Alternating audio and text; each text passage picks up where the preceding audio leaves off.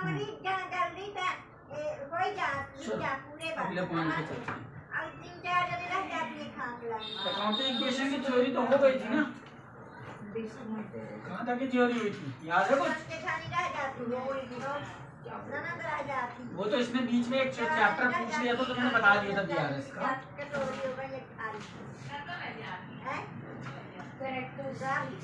मैंने कहाँ तक पढ़ लिया था थ्योरी पार्ट, उसके आगे थ्योरी बढ़ाएं तो थ्योरी ऐसे अटकी रहेगी। थ्योरी भी पढ़ना जरूरी, क्योंकि थ्योरी का कंटेंट ज़्यादा रह जाता है, बाद में पता चला वही अटक गया है ना। मैंने कहाँ तक पढ़ा था? अकाउंटिंग प्रिंसिपल्स हो गए थे। यस या नो? याद नहीं?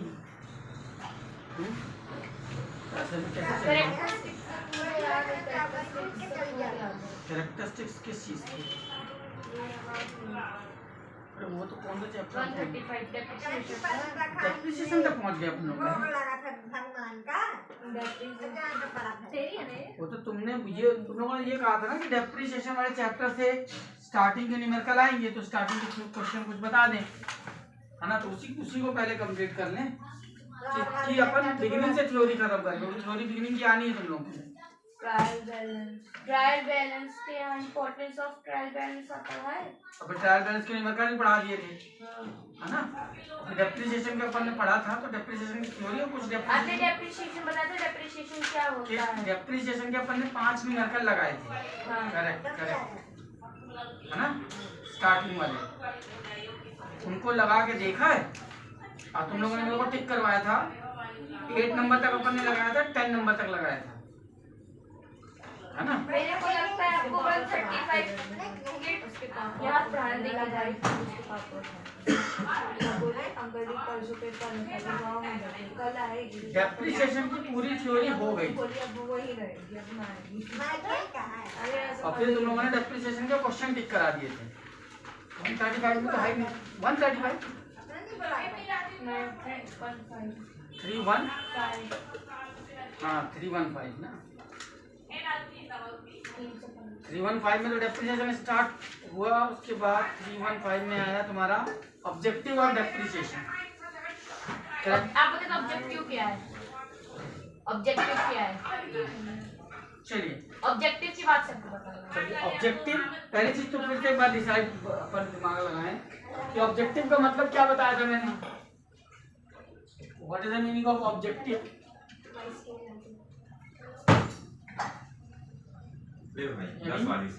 ऑब्जेक्टिव का मतलब क्या आ गया?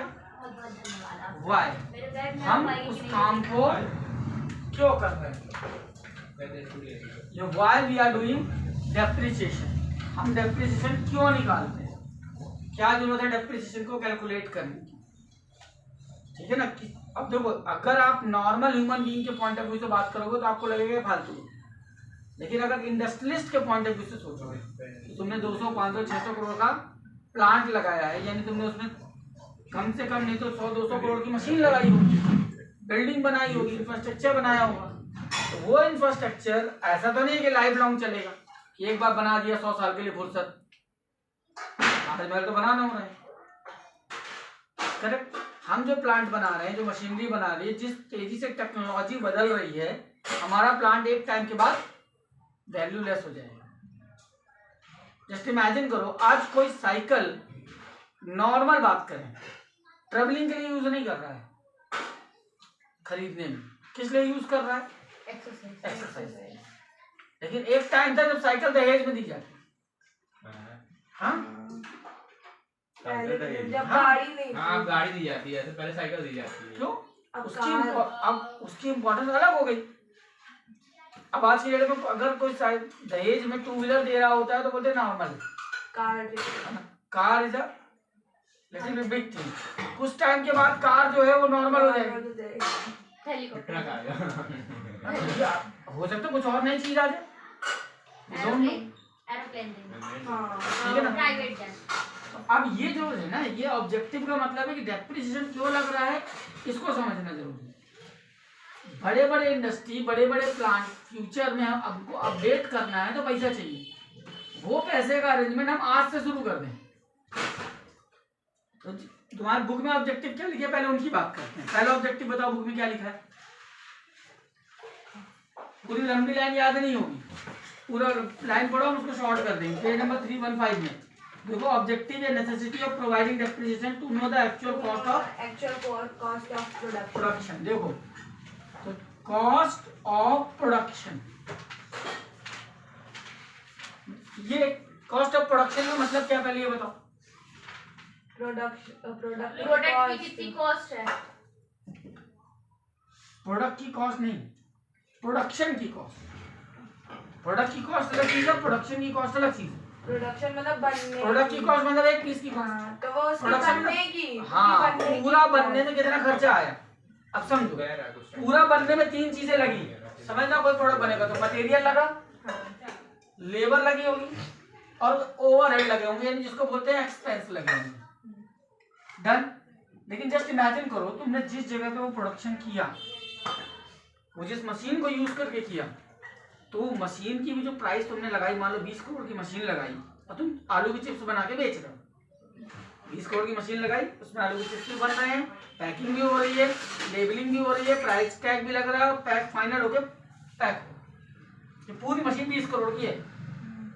अगर हम केवल उस मशीन में जस्ट इमेजिन करो, उस प्रोडक्ट में केवल मटेरियल यानी आलू और मसाले का खर्चा जोड़ें, लेबर का खर्चा जोड़ें और जो ऑफिस में बिजली पानी का खर्चा आता है उसको जोड़ें, केवल इतना जोड़ रहे हैं और उसकी प्राइस डिसाइड कर रहे हैं कि 5 रुपए का होगा, 3 रुपए का बना।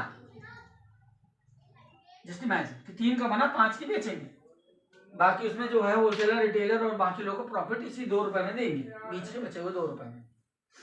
अब 10 साल ये प्लांट चला और 10 साल के बाद वो मशीन हो गई पुरानी, जो एक बार में, एक दिन में 1 लाख पीस बना रही थी, वो एक दिन में 50,000 पीस बना पा रही है। स्लो, आए दिन उसमें कोई खराबी आ जाती है। अब तुमको क्या लग रहा कि यार मशीन नहीं ले ले। अब वो मशीन थी कितने की? 20 करोड़। तो तुमको 20 करोड़ फिर से लगाना पड़ेगा ना, हो सकता है एक्स्ट्रा लग जाए, हो सकता है 30 करोड़ किया है और 30 करोड़ तुमको अब नया प्रॉप लगाने के लिए फिर बैंक से कर्जा लो। अभी तो तुमने कर्जा लेके चालू किया था, फिर कर्जा लो, यानी पूरे जीवन कर्जे में लगे रहो। इससे बेहतर क्या होगा कि उस 20 करोड़ के प्लांट को का जो डेप्रिसिएशन है मान लो 10%, यानी कितना साल का हुआ? 2 करोड़। अब उस 2 करोड़ का डेप्रिसिएशन लग रहा है, हो सकता है तुम 2 करोड़ पीस बना रहे हो चिप्स के, 2 करोड़ पैकेट साल में आप चिप्स के बना रहे हो, तो एक पैकेट में कितना डेप्रिसिएशन हुआ? 1 पैसे, 1 रुपए, सॉरी 2 करोड़ चिप्स का पैकेट बनाए, 2 करोड़ तुम्हारा डेप्रिसिएशन बना और तुम्हारा 2 करोड़ ही चिप्स के पैकेट बन रहे हैं, तो एक पैकेट में डेप्रिसिएशन कितना हुआ? 1 रुपया। तो अगर हम इसमें 1 रुपया ऐड कर दें तो कॉस्ट क्या हो गई? 4 रुपए। अब हम प्रॉफिट कितने में बांटेंगे? 1 रुपए में बांटेंगे ना। तो जो 1 रुपए की डेप्रिसिएशन का, इसको निकाल के हम हर साल अलग रखते जाए, तो अगले 10 साल के बाद हमारे पास 30 करोड़ रुपया होगा, क्योंकि पहले साल 2 करोड़, दूसरे साल 2 करोड़, तीसरे साल 2 करोड़, तो जो पहले साल वाला 2 करोड़ है वो 8वें साल में 4 करोड़ हो चुका होगा, डबल हो चुका होगा ब्याज के कारण। तो यानी हमारे पास अगले 10 साल के बाद 30-35 करोड़ रुपया होगा और मशीन बदल सकती, तब हमको कर्जा नहीं लेना पड़ेगा। तुम सोचो ना, अमीर और अमीर क्यों होते हैं, गरीब और गरीब क्यों होते हैं? क्योंकि अमीर के पास वो ब्रेन लगाने वाले लोग हैं, वो ब्रेन लगाने वाले लोग हैं जो उनको आने वाली मुसीबतों से बचा ले जाते हैं। और गरीब इसीलिए रह जा रहा है क्योंकि वो आज कमाया, आज जो कमाया वो खर्च कर दिया, उसने आगे के लिए प्लानिंग के हिसाब से कुछ बचत नहीं की। कॉन्सेप्ट समझ में आ रहा है? तो ये क्या होता है? Cost of production. यानी ये क्या निकाला आपने कि भैया प्रोडक्शन कॉस्ट क्या आई? 4 रुपए। बनिया से ज्यादा अच्छा कॉन्सेप्ट कौन समझता है? तो भैया हमको 4 रुपए का खर्चा आ रहा है, 3 का खर्चा नहीं आ रहा, क्योंकि मशीन घिस भी तो रही है।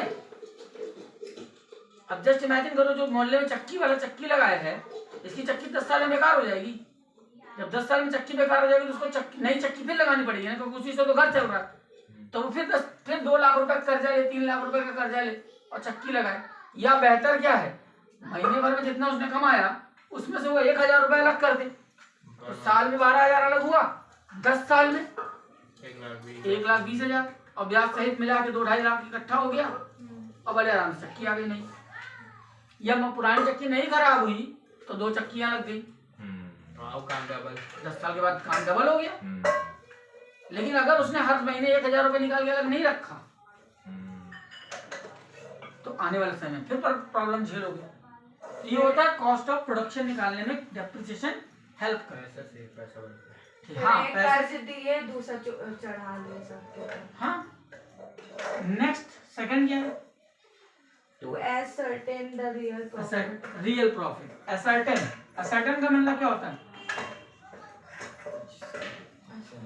हाँ बताओ। हम लोगों के साथ मालूम प्रॉब्लम क्या बेटा? आप भी उसी कैटेगरी में हो जिस कैटेगरी में हम हैं। आपके साथ प्रॉब्लम क्या? आप इंग्लिश मीडियम को, बट इंग्लिश को समझने में प्रॉब्लम होता है, ठीक है ना? मेरे साथ एग्जैक्ट मीनिंग नहीं पता हाँ, चलता। हम रट लेते हैं और रट के आज तक यहाँ तक पहुँच गए। समझ में भी It is fact. but समझ रहे हैं, लेकिन उसका एग्जैक्ट सेंस क्या है नहीं पता चलता। नहीं पता। तो इसके लिए जरूरी क्या है कि आपके अंदर एक हैबिट होनी चाहिए, आस्क द क्वेश्चन। पूछो ये इसका मतलब क्या है बताओ तो सही। असर्टेन का मतलब क्या है? रियल और प्रॉफिट का मतलब मालूम है? रियल मतलब एक्चुअल, असली, और प्रॉफिट का मतलब मालूम है। असर्टेन का मतलब क्या है? अब अंदाजा लगाओ। तुरंत नहीं, मतलब ऐसा सर्टेन मतलब क्या होता है? सर्टेन का ही मतलब हाँ बताओ। पेट में मुंह में नहीं आ रहा। पेट में मुंह नहीं है। असर्टेन का मतलब होता है पता लगाना। हाँ, सर्टेन का मतलब पता है। पता है। हाँ, असर्टेन का मतलब इस पता, प्रोडक्ट की रियल कॉस्ट निकालना, रियल प्रॉफिट निकालना, रियल प्रॉफिट बताना नथिंग, है ना? और इसमें एक चीज और बोल सकते हो, ये भी एक बन गया, तुम सही बोल दी। असर्टेन रियल कॉस्ट, इसकी जगह कॉस्ट ऑफ प्रोडक्शन नहीं याद रहे तो असर्टेन रियल कॉस्ट, कि हम एक्चुअल इसकी कीमत कितनी है पता करना सोफा चाहते हैं। कर रहा है कि मेरी हड्डी मुझे कर रही है। थोड़ा खाना बदले थोड़ा आराम अरे से। यहाँ पे सोफा कर रही है, ये देखिए, ये देखिए। पीछे तकिया रखी है देवी। मुझे ठीक समझ है। नहीं है। असर्टेन रियल कॉस्ट मतलब समझ में आया? असर्टेन का मतलब क्या पता चला? पता लगा हड्डी है घर में। पता लगाना। डन। तो असर्टेन प्रॉफिट, हमको एक्चुअल प्रॉफिट पता चल जाए और एक्चुअल कॉस्ट पता चले। एक्चुअल प्रॉफिट कैसे पता चलना, इसका मतलब समझो। तुम लोगों ने ये बनाना सीखा था ना, profit and loss account, trading and profit and loss. अब एक चीज बात समझना, तुम्हारा ग्रॉस प्रॉफिट है मान लो 1 लाख रुपए, तुम्हारे यहाँ खर्चे हैं 40,000 रुपए, तो प्रॉफिट क्या दिखेगा? 60,000 दिखेगा। तो इस 60,000 के प्रॉफिट को तुम क्या करोगे? अपने लिए यूज कर लोगे, क्योंकि तुम्हारा प्रॉफिट है, बिजनेस करने से प्रॉफिट आया। अब अगर इस पे तुमने यहाँ पे लिख दिया डेप्रिसिएशन 20,000, तो प्रॉफिट कितना बचा? 40। अब तुम खर्चा कितना करोगे? 40, क्योंकि प्रॉफिट तो 40 है ना। उसमें से पर ये 20,000 रुपए एक्चुअल में खर्चा थोड़ी हुआ है, सेव हो रहा है। बच गया ना, इससे आपकी सेविंग हो गई। जिसमें अपना एग्जांपल अगर दूं, तो आप जब मुझे फीस देते हो तो मेरी 99% कोशिश रहती है कि जैसे ही फीस मिली आपको गुल्लक में डाल दूं। रीजन, जेब में आया अब खर्च हुआ कोई ना कोई खर्चा आएगा, खर्च डन की, और जो उसमें गया वो सेविंग वो बच जाएगा, क्योंकि उसको हम तभी निकालेंगे जब बहुत इमरजेंसी फंसेगी, अदरवाइज वो नहीं इकट्ठा हो वो जाएगा। इकट्ठे हो जाएगा। तो सेम चीज यहाँ है, अगर आप डेप्रिसिएशन लगाएंगे तो आपका प्रॉफिट डाउन हुआ, एक्चुअल प्रॉफिट पता चला, और जब एक्चुअल प्रॉफिट पता चला तो तुमने इसको यूज किया अपने पर्सनल यूज में, और ये पैसा जो बच गया वो आपकी प्रॉपर्टी को रिप्लेस करने के काम में आएगा। भविष्य में आप नई प्रॉपर्टी ले सकोगे। मैं इसमें अपना मेरा वाला एग्जाम्पल पकड़ के बैठ जाऊँ, बाइक वाला। मैंने बाइक का एग्जाम्पल दिया था जब स्टार्टिंग में पढ़ाया था कि भाई मैंने 2007 में बाइक खरीदी, कितने में खरीदी? 45,000 में। आज बाइक आती है गिरजी के 1 लाख, मोटा मोटा अगर माने तो 1,05,000, 1,10,000 को छोड़ो, मोटा मोटा 1 लाख रुपए। अब सोचो अगर मैंने 10 इसका 10% यानी 4,500 होता है, करेक्ट? यानी महीने का मोटा मोटा 400 रुपए। और अगर मेरी सैलरी उस समय 8,000 रुपए थी तो 400 रुपए मेरे लिए अलग निकालना कोई बड़ी चीज नहीं थी। अगर मैं 400 रुपए महीने हर महीने निकाल के अलग रखता जाता तो आज 2024 है, 23 है, कितने साल होते हैं? 16 साल। जस्ट इमेजिन 16 साल मल्टीप्लाई बाय 400 मल्टीप्लाई बाय 12, 12 महीने होते हैं ना। 400 को 12 से करना, एक साल का हिसाब आया, 16 साल। मेरे पास इतना अमाउंट होता कि मैं इस बाइक, नई बाइक आराम से खरीद लेता। लेकिन आज अगर मुझे बाइक लेनी है तो मुझे 1 लाख रुपए पूरा चाहिए मेरे अकाउंट में रुपया नहीं है बाइक के नाम। इसी को बोलते हैं रिप्लेसमेंट ऑफ एसेट्स। अब रिप्लेसमेंट का मतलब क्या है? बदलना। किसी एक पुरानी प्रॉपर्टी को नई प्रॉपर्टी में बदलने के लिए भी डेप्रिसिएशन काम में आता है।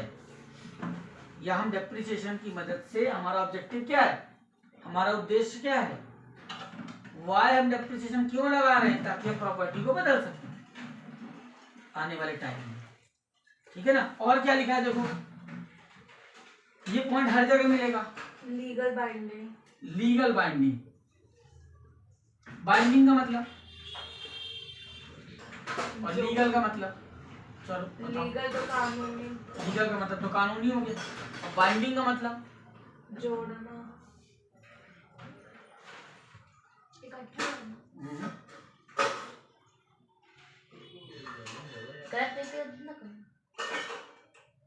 लगाओ, गलत दिमाग लगाओ, कोई जो दिमाग में आ रहा है बताओ। हिंदी में बोलते हैं बड़ा खतरनाक शब्द,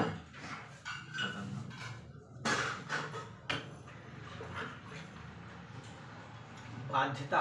ये बाध्यता वर्ड याद नहीं रहेगा। बाध्यता का मतलब होता है, बाध्यता मतलब होता है कंपल्सरी, कानूनी तौर पे आपके लोग करना जरूरी है।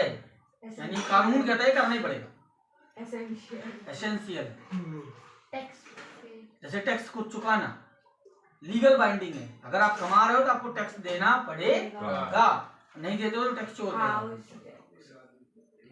लीगल बाइंडिंग का मतलब कंपल्सन, कंपल्सरी कहते हैं, ये आपको करना ही पड़ेगा। कहाँ से कंपल्सरी है? कानून से। जैसे अगर एक जज ने एक चोर को सजा सुना दी तो पुलिस वालों के लिए ये लीगल बाइंडिंग है कि उसको पकड़े, वहां अदालत में हथकड़ी लगाएं और कहां तक छोड़ के आए? जेल तक।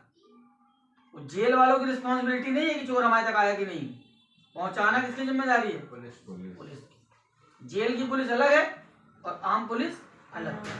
जेल की पुलिस की जिम्मेदारी कहां तक है? जेल तक, कि जेल से भागे ना। जब वो जेल पहुंच गया तब जेल से कोर्ट लाना, कोर्ट से जेल ले जाना जेल वाली पुलिस की जिम्मेदारी। लेकिन जब तक जेल में नहीं पहुंचा तब तक किसकी कानूनी बाध्यता है? Local police. ठीक है ना। तो ऐसे ही डेप्रिसिएशन निकालना या डेप्रिसिएशन को प्रॉफिट एंड लॉस में लिखना, ये लीगल रूप से जरूरी है। अगर ये नहीं लिखा गया, ये नहीं किया गया तो गवर्नमेंट पेनाल्टी लगा सकती है। अब गवर्नमेंट क्यों बोल रही है डेप्रिसिएशन लगाओ? ये भी सोचो ना। जबकि इसकी वजह से प्रॉफिट कम हो रहा है तो टैक्स कम मिलेगा गवर्नमेंट। अब सोचो ना, अगर 60,000 का प्रॉफिट होता तो अगर 10% कमाने तो 6,000 टैक्स मिलता। लेकिन अब 40,000 का 40,000 का प्रॉफिट होता तो गवर्नमेंट को 4,000 टैक्स मिलेगा। तो गवर्नमेंट को तो टैक्स का नुकसान हुआ ना। तो गवर्नमेंट क्यों बोल रही है कि ये लिखो? गवर्नमेंट को तो और हटा देना चाहिए, इसको मत लिखो, हमको ज्यादा टैक्स मिलेगा। पर गवर्नमेंट क्यों कर रही है? और जो गलत तरीके से टैक्स पे करते हैं, जैसे 1 लाख का 20,000 दे, वो अलग चीज है। अभी मैं लीगल पॉइंट पे बात कर रहा हूँ। लीगली रूप से गवर्नमेंट क्यों बोल रही है कि डेप्रिसिएशन लगाओ? क्यों कानूनी बाध्यता है? गवर्नमेंट आज का नहीं सोच रही कि अगर मैं ये नहीं दूंगी इसको रिबेट, या मैं इसको गवर्नमेंट ये छूट नहीं देगी तो आने वाले 10 साल बाद ये इंडस्ट्री बंद हो जाएगी। तो फिर 10 साल बाद कहाँ से टैक्स आएगा? तो बेटर ये है कि उसको बोलो कि नहीं, हमको ये अलग करना है, उसको अलग रखना है। ये भी नहीं कि निकाल के अलग रखो और खर्चा कर डालो। हम इस पर नजर बना के रखेंगे अगले 10 साल तक, 20 साल तक। ये जो पैसा निकल रहा था ये गया कहाँ? बात समझ में आ रही है? जैसे एक होता है, समझो बात, एक होता है कंटेंजेंसी रिजर्व। कंटेंजेंसी यानी इमरजेंसी का रिजर्व। ये आपको अपने नेट प्रॉफिट में से कुछ हिस्सा निकाल के रखना। ये किस लिए होता है मालूम है? अगर कोई अप्रिय घटना घट जाए, जस्ट लाइक कोविड,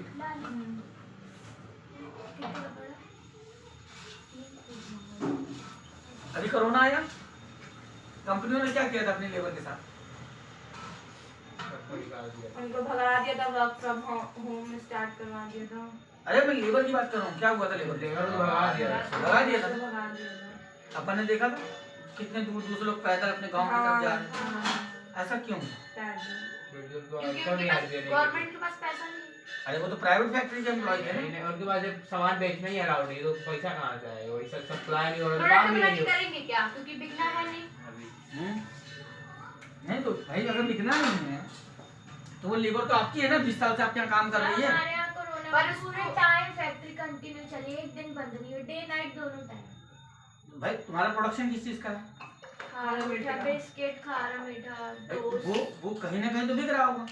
हाँ सर, डिलीवरी वालों का अलाउ था ना, जिनका कार्ड बना था। हाँ, वो इम्पोर्टेंट है ना भाई। किस जो बेसिक नेसेसिटी थी वो चालू थी, बट अल्टीमेट बड़ी बड़ी प्लांट बहुत सारे बंद हुए थे ना, फैक्ट्रियां बंद हुई तो लेबर मूव कर रही थी ना। अगर सोच के देखो, कोई प्लांट 20 साल से चल रहा है और हर साल वो कुछ पैसा निकाल के इसमें भर रहा है,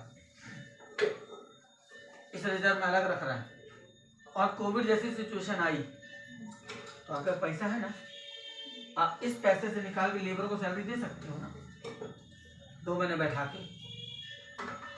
अब ये गवर्नमेंट, ये तो सरकारी नौकरी वालों को तो मिल ही रही थी। मैं प्राइवेट की बात कर रहा हूँ, ये प्रोविजन प्राइवेट के लिए बना, गवर्नमेंट ने पहले से बना के रखा है, लेकिन लोग उसको फॉलो नहीं कर रहे।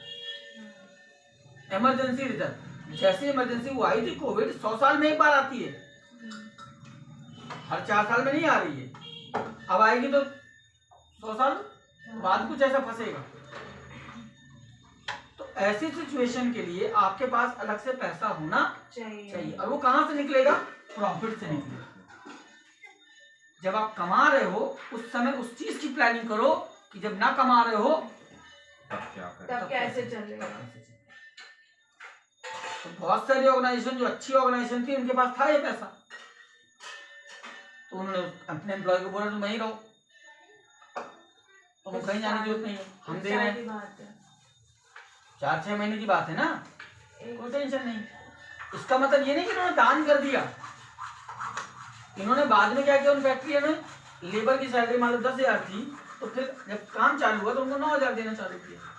धीरे धीरे वो पैसा वापस निकाल के फिर इस रिजर्व को भर लिया। क्या पता वो लेबर काम करे ना करे, जब कोरोना खुल जाए तो किसी और क्या करने लगे। नहीं भाई, कोरोना नहीं, एक चीज बताना, ध्यान से समझना, एम्प्लॉय और लेबर के बीच में यही तो एक रिलेशन बनता है, यही पे इसी सिचुएशन में बनता है। तो उसने जब नहीं आया तो भी दिया, तो नहीं आ रहा तब भी दिया। तो कभी छोड़ेंगे तो कभी नहीं भाई मेरे को अगर कोई कॉलेज ऑफर दे रहा है सतना में ही कि आप 5,000 एक्स्ट्रा पे आ जाओ, तो मैं नहीं जा रहा। तो क्यों नहीं जा रहा? क्योंकि उस कॉलेज वालों ने आपको पहले कभी सपोर्ट किया होगा कि यार 15 साल में जिस जगह काम किया हूँ और उस समय पे उसने मेरा साथ दिया है जब मेरे को सबसे ज्यादा जरूरत, तो आज मैं कैसे 5,000 के लिए छोड़ के चला जाऊँ? और क्या गारंटी है कि वो आगे कि भी जिस जगह पे नया मैं जगह पे जा रहा हूँ वो 1 महीने ज्यादा रखेगा मेरे को, 2 महीने रखेगा। और लॉजिक है ना यार, आपको दिमाग इतना कनेक्शन यूज करना पड़ेगा। और नो डाउट जो तुमने बोला वो भी होता है, पर वो बहुत मैं कम। अपने घर में देखती हूँ, हाँ। हमारी फैक्ट्री में बहुत सारे लेबर आते हैं, वापस पैसे लेते हैं, फिर कुछ दिन बाद आना बंद कर देते हैं। तो ऐसे कितने %? अगर 100 लेबर काम कर रही होगी तो ज्यादा से ज्यादा 5, हाँ, इससे ज्यादा नहीं होता। 20 लेबर काम करते हैं। 20 काम कर रहे हैं तो 2 या 3 ऐसा केस फंसते होंगे हर साल 2 और ऐसे फंसेंगे। उसके लिए आप कुछ नहीं कर सकते। कुछ लेबर होती है ऐसी, तो उसके चक्कर में आप बाकी नहीं कर सकते। लेकिन एक बार ऐसा कर दिए फिर लौट के आते जरूरत पड़ने पर फिर हो गया। जज नहीं जाऊँ कि वो एक्चुअली मान लो मैं उस समय छोड़ के चला जाता, अब फिर मेरे को वहां से भी भगा दिया जाता। हाँ फिर मैं आप वहां जाता तो रखता वो नहीं जैसा तो पापा कर रहे नहीं रख रहे, तो उसमें वो भी गलत नहीं। क्या जब हमको जरूरत है तब तो हमको छोड़ के भाग रहे हो 1000 रुपये के चक्कर में, तब वो चीज से मांगो। और अगर मैं छोड़ के नहीं गया और वो चीज मेरे सेठ को मालूम है, तो पापा को पता है बन गई। इस आदमी को 2000 एक्स्ट्रा वहां मिल रहा था पर नहीं गया, जब अगली बार इंक्रीमेंट लगाएंगे तो बढ़ा तो उस आदमी का ज्यादा लगाएंगे। आपकी इमेज अच्छी बन गई। ये इम्पोर्टेंट है, इसीलिए बोला जाता है किसी भी जॉब में ना आपको थोड़ा टिकना चाहिए। अब जल्दी जल्दी जॉब अगर बदलोगे ना तो आप, इमेज बनानी चाहिए। हाँ नहीं तो इमेज दूसरों की नजर में भी तो बन जाती है ना। फिर अगर आप एक जगह 5 साल से करोगे, जब किसी के यहाँ जाओगे ना तो वो समझता है यार कहीं भी रहता है तो 5-10 साल टिकता ही। और मेरे बायोडाटा में क्या लिखा है, 2007 में यहाँ किया, 2008 में यहाँ किया, 2009 में यहाँ किया, 2010 में यहाँ किया, तो समझ जाता है यार ये बंदर है। 2 साल वाला है। भरोसा करने और वाला। अभी मेरे बायोडाटा में लिखा है 2009 में विट्स ज्वाइन किया और 2023 है और विट्स में है, तो क्या दिख रहा है कि यार अगर आप ये मेरे यहाँ आएगा और इतना ही टाइम अगर टिक गया तो बुढ़ा हो जाएगा। यानी ये बंदा ट्रस्ट किया जा सकता है, ये आके टिकता है, तो ये बहुत वैल्यू रखता है। ठीक है ना। तो ये हो गई लीगल बाइंडिंग क्यों जरूरी है, क्योंकि कानून चाहता है कि बिजनेस लंबा चलिए। अगला क्या है देखो, to get exemption from income tax. अब देखो ये भी एक नई चीज, जो यही वाली चीज मिल गई। एग्जेम्पशन का मतलब क्या होता है, अब बताओ, नया वर्ड है ना। एग्जेम्पशन का मतलब होता है छूट। अब लोग डिस्काउंट क्यों नहीं लिखते, माफ, एग्जेम्प्ट होना। एग्जेम्प्ट होना मतलब टैक्स से इस बात को छूट दे दी, ये वही टैक्स से छूट मिली। 60,000 प्रॉफिट हो रहा था, 60,000 का प्रॉफिट हो रहा था तो 6,06,000 रुपए टैक्स बन रहा था। अब तुमने डेप्रिसिएशन लिख दिया तो प्रॉफिट कितना हो गया, 40,000। टैक्स कितना बना, 4,000। तो 2,000 रुपए का टैक्स छूट मिली कि नहीं मिली। ये मोटा मोटा बात कर रहे हैं, एग्जैक्ट ये नहीं होता कि 10% होगा या 6% होगा। वो जो उस समय का जिस ईयर का जो रूल होगा उस हिसाब से मिलेगा, पर छूट मिली तो टैक्स में रिलीफ मिलता। एक तो आपका देखो ये 20,000 पूरा बच गया, करेक्ट। जो 2,000 तुमको टैक्स एक्स्ट्रा लगता है वो भी बच गया। इस 20,000 में तो टैक्स नहीं लगा ना तुम्हारा, प्रॉफिट हो गया कि नहीं हो गया, टैक्स फ्री मनी हो गया। अब इस मनी को तुम कहीं इन्वेस्ट कर दो, जो अगले 10 साल में 2 गुना 3 गुना हो जाएगा। अब इस पैसे को भी आप कहीं इन्वेस्ट कर सकते हो, पर इसमें से टैक्स कटेगा कितना, 4,000, तो बचेगा कितना, 40,000 में 4,000 टैक्स कट जाएगा, 36,000 तुम्हारे पास बचेगा ना। तो तुम 36 इन्वेस्ट कर रहे हो और यहाँ पे पूरा का पूरा 20 इन्वेस्ट होगा, यानी उस पर 2,000 तो टैक्स लग के 18 इन्वेस्ट होना चाहिए था, तो 2,000 तुम्हारे लिए बचत होगा, वो ज्यादा इन्वेस्टमेंट होगा। थोड़ा बढ़ते बढ़ते वही इन्वेस्टमेंट एक बड़ा इन्वेस्टमेंट बन जाएगा, क्योंकि 2,000 का टैक्स अगर हर साल बचेगा तो 10 साल में 20,000 का टैक्स बचा, तो 20,000 जो इन्वेस्ट हुआ है 40 और 80 बदल सकते, तो ये टैक्स एग्जेम्पशन मिलता है। तो अगर आपको टैक्स की छूट चाहिए तो डेप्रिसिएशन लगाना पड़ेगा। ऑब्जेक्टिव क्या है, टैक्स में छूट चाहिए, टैक्स में छूट चाहिए तो आप डेप्रिसिएशन लगाओ, नहीं तो ना, अगर नहीं लगाओगे तो क्या होगा, एक्स्ट्रा टैक्स भरो, टैक्स भी एक्स्ट्रा और अपने बस और कानूनी रूप में ही फंस जाओगे, और दूसरा फ्यूचर में एसेट्स में रिप्लेस नहीं कर पाओगे। अगला क्या लिखा है, to get replacement of assets, अपन ने लिख लिया, हम प्रॉपर्टी को रिप्लेस करना चाहते हैं। To protect decrease in capital, decrease in capital Good. 7th point.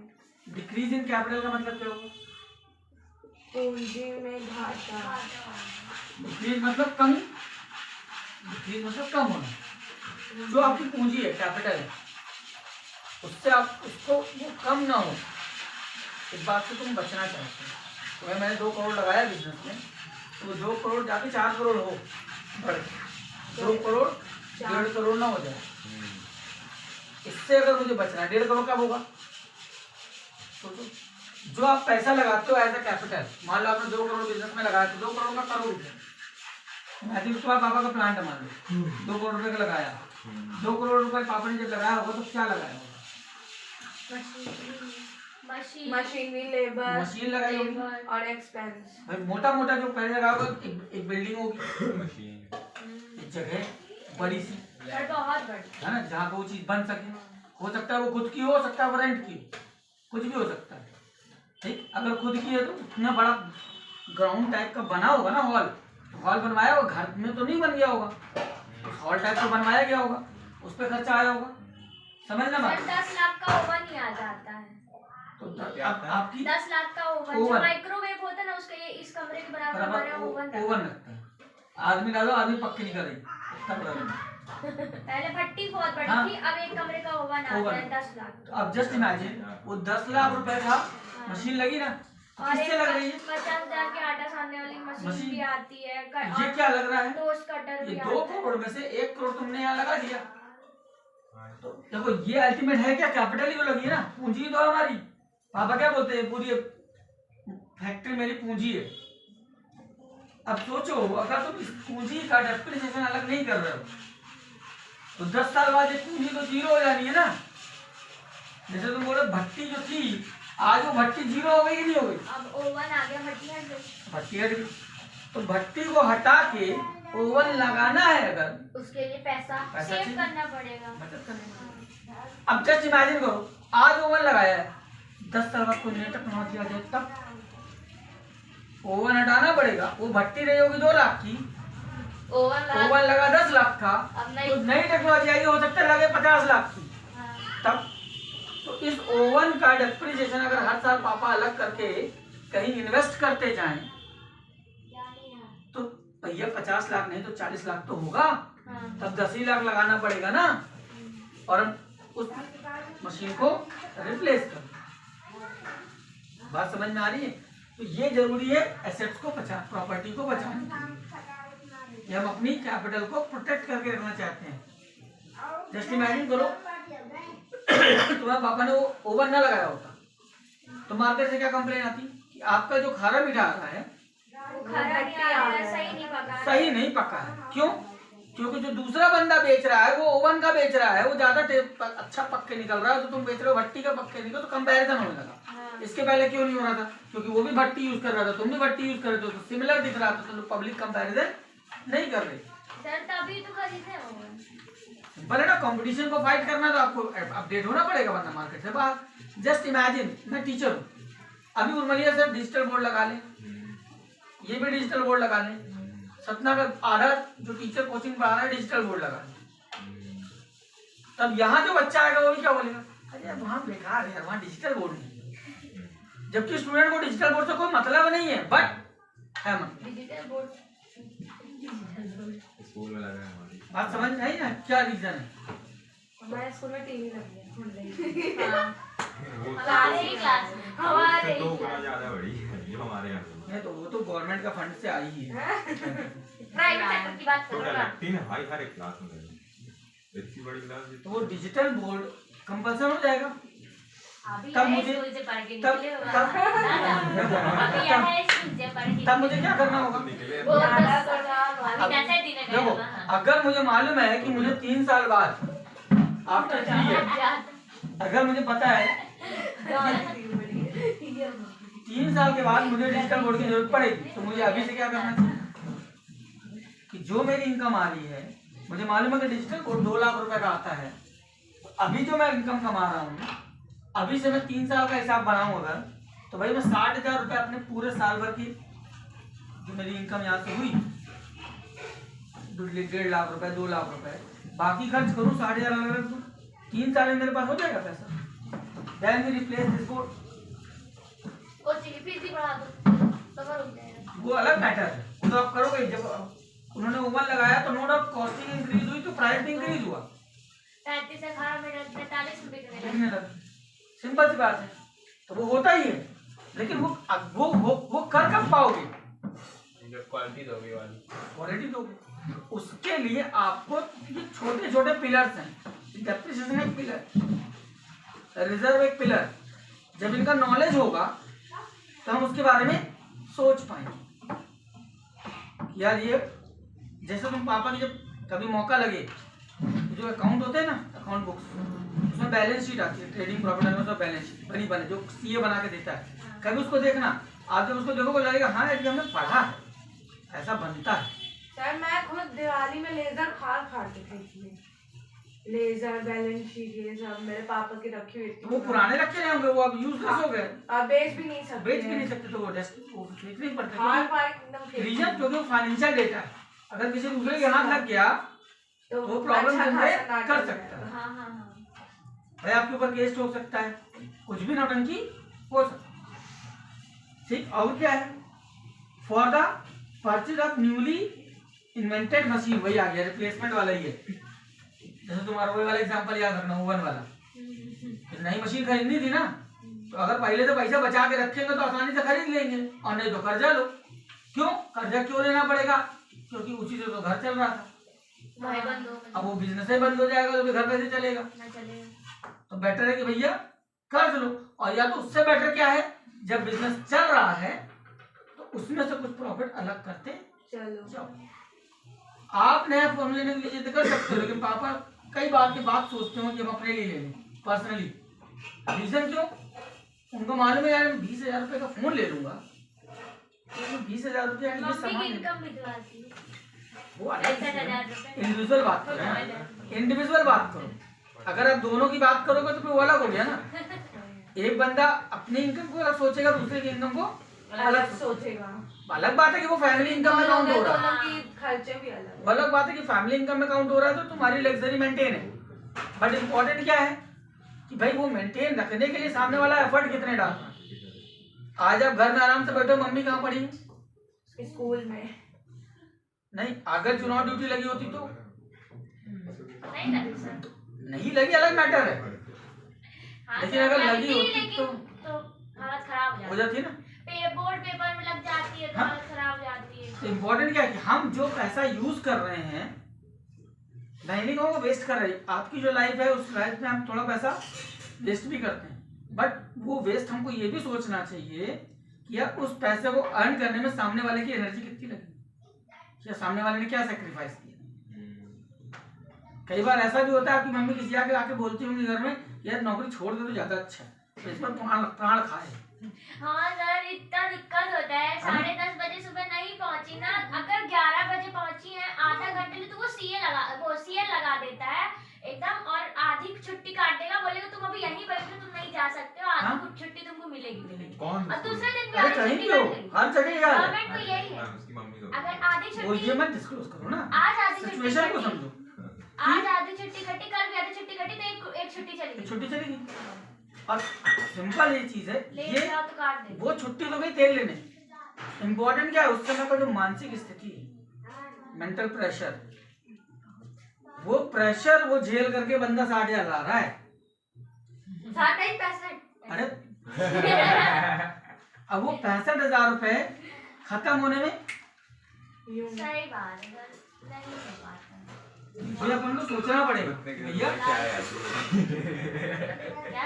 चलिए अगला क्या है, नेक्स्ट पॉइंट क्या है इसमें, कौन सब्जेक्ट की टीचर है? इंग्लिश। तुम्हारी तो नहीं है इंग्लिश। हो गया 4th 5th पढ़ा। चलो ध्यान दो, efficiency of assets can not be maintain through, ये जो काउंटेड होना नहीं है हाई स्कूल गवर्नमेंट टीचर है ना, तो यही करना पड़ा। चलो ध्यान दो, efficiency of an assets can not be maintain through repair. नजीरा बात इस लाइन का क्या मतलब है बताओ? वही पेट ठुकरी बस। वापस क्या लिखा है, देखो क्या लिखा है अगला, efficiency of asset can not be maintain through repair.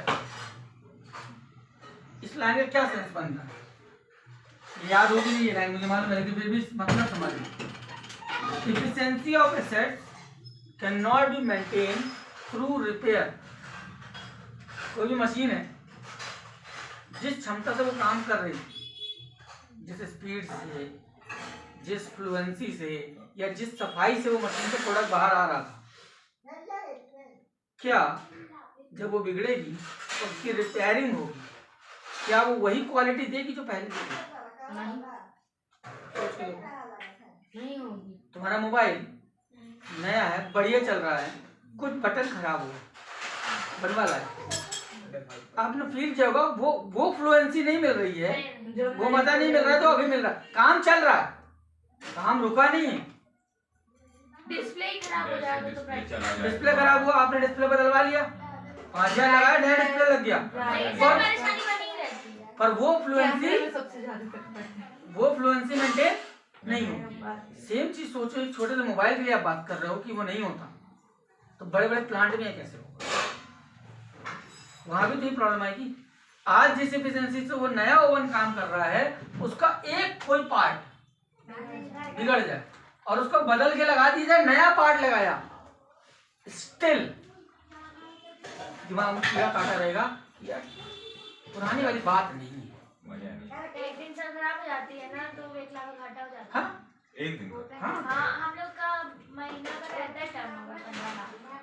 अब उसमें बचत कितनी मिलती है वो अलग बात इशू है। है। जैसे बिरला फैक्ट्री है, एक दिन चली, 1 लाख बोरी सीमेंट बना, जस्ट इमेजिन आधा दिन काम बंद, एक पार्ट खराब, 50,000 आटा वाटा मैदा डालना सब इकट्ठा लगता है तो सब बर्बाद हो जाएगा। सब एक वेस्ट हो जाएगा। अब ऐसा मटेरियल जस्ट इमेजिन करो, बिरला जैसे इसके पापड़ में आया, अब वो पूरा मसाला बन के तैयार हो गया है, जहाँ ओवन में जाना है ओवन गड़बड़ है, लो अब वो जो पूरा मैदा है वो कुछ देर बाद खराब हो जाएगा सब पूरा खराब। स्मेल डिस्टर्ब हो जाएगा। हाँ। वो एक तो वो टाइम जो बर्बाद हुआ, वो रॉ मटेरियल जो बर्बाद हुआ, वो लेबर जो बर्बाद हुई, तनख्वाह तो वो लेगा, और दिमाग अलग से होता और है। दिमाग अलग खराब। अब पता चला उस जो ओवन बनाने वाला मिस्त्री है, वो बोल रहा भैया मैं अभी जबलपुर में बना रहा हूँ एक मशीन, मैं 2 दिन बाद पता आऊंगा। है सब जहाँ से ओवन मंगवाते हैं वहीं की मिस्त्री आके बना हाँ। सकते हैं, यहाँ पे बना के बनाते ही नहीं है, रीजन यही है। तो इस अब उसमें मेहमान में क्या होता है, जो वहाँ का हमारी लेबर होती है, हम कोशिश ये करते हैं कि उसमें से कोई ऐसा हमारा पुराना लेबर हो, जब वो मिस्त्री बनाने आए तो वो लेबर देखे बैठे रहे। हाँ। हम ऑनर ये चाहता है, क्यों? वो भी सीख जाए, तो कभी छोटी मोटी गड़बड़ होगी तो वो उधर सही कर कर लेगा। लेगा सही। अब फिर जब उस लेबर को एक्स्ट्रा सैलरी मिलती है तो बाकी चलते हैं। तो भैया उसको एक्स्ट्रा इसीलिए मिल रहा है कि जब तुम आराम फरमा रहे थे, तब वो उस लेबर उस मिस्त्री के साथ लग के मदद कर रहा था और सीख रहा था कि ये काम कैसे करते हैं, तो उस चीज जैसे हमारे कॉलेज में है, एक बंदा करीब 40 ड्राइवर है, सब बस चलाते हैं, कॉलेज की छोटी वैन चलाते हैं।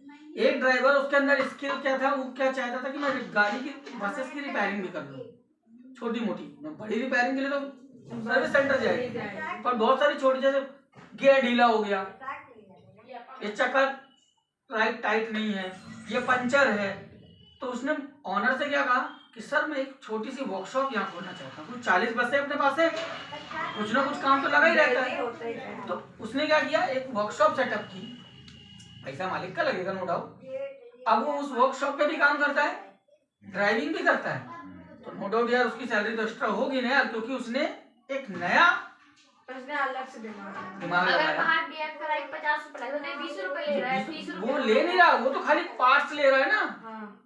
एक्स्ट्रा तो वो मांग ही नहीं रहा कुछ भी, रिपेयरिंग का खर्चा।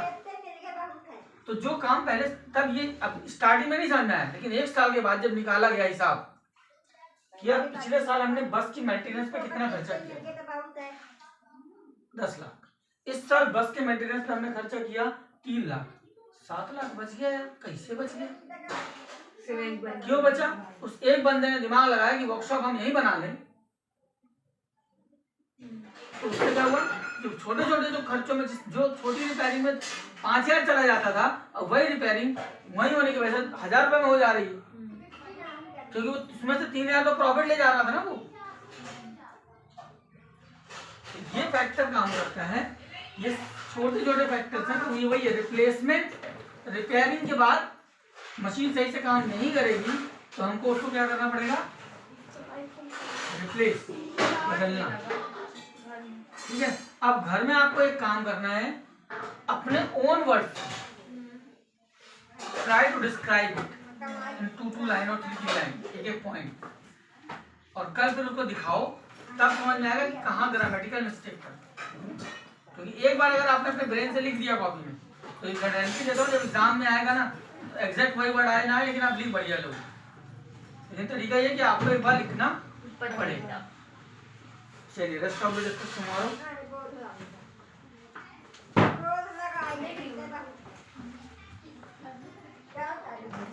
मैं भर बनाए रहते हैं।